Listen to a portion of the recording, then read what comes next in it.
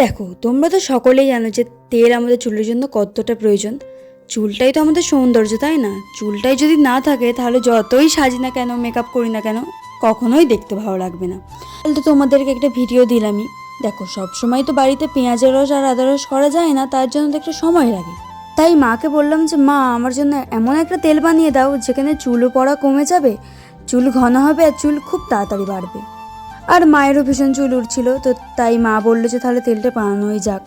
তেলটা বানানোর জন্য তোমাদের লাগবে কারি পাতা, মেথি, কালো জিরে, লবঙ্গ, পেঁয়াজের খোসা, অ্যালোভেরা, জবা ফুল আর জবা পাতা।